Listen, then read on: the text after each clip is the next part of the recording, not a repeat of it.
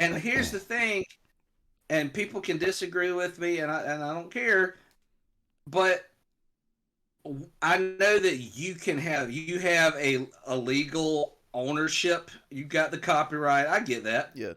And I know you can say, well, this is my story because I wrote it. I get that, and I agree with that. But the moment that you sell it to somebody, Mm-hmm. it becomes theirs. Yeah. That doesn't mean they Maybe get a not to the yeah. same. Yeah, they don't have authority over Yeah, they it. don't get a say in it, but They don't have authority over it, but there is a degree of ownership that you've offered them by selling it to them. well, yeah. And it's a covenant, Well, it's like man. a It's a to me, covenant. it's like It's an a agreement. to me, it's like a household, and maybe this is a bad idea, but it's not. But like, my child doesn't have any authority in the house, but everything I do has them in mind for their best interest. Exactly. Yeah, Exactly. yeah, She doesn't rule the house, but that house is hers. yep.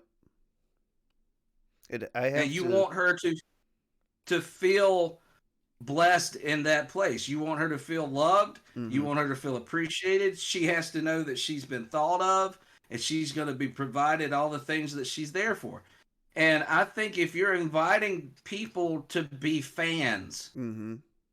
I mean, you're saying, "Hey, I want you to be a fanatic for about what I'm creating. I Yeah, want you to come be into a my fan." house. Yeah, that's exactly what you're doing. You're saying, "Come into my house." You don't invite people in your house and then kick them in the face. Yeah, I think that's the thing. I think we're on a good concept here, and I want to run with it. I think a lot of artists don't know how to be good hosts, Mm-hmm. and I think people don't like being hosts because I think they think that that kind of idea is outdated or whatever. But I mean, I'm not going to tie that to feminism and all that, which would be fun to do.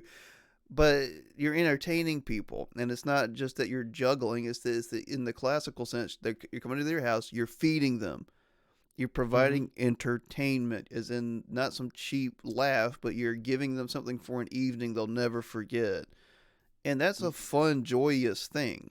And maybe, like I said, Yeah. that comes from a classical worldview, at least, or like a Christian worldview or something. Probably not, because there's tons of cultures around the world that do that, particularly the Eastern cultures that do that, known for their Mm-hmm. hospitality. That's the thing. I think hospitality to your fans is a lost art. Not just respect. Respect's definitely gone, but hospitality, make creating something for them to that you cultivate and grow for them. And I've never read his stuff, but I know he's a fantastic writer because of like what I've seen of him and the people that I trust to know fantastic writers say it. But Brandon Sanderson's done that. Like that dude delivers for his fans, and they And reward him for it. he constantly interacts with them too. I mean, if you go on his website, he's got up.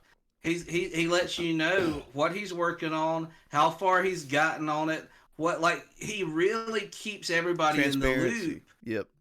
Yeah, and that transparency is what makes people say, I feel like this guy really cares about us Mm-hmm. as a fan base. They trust him.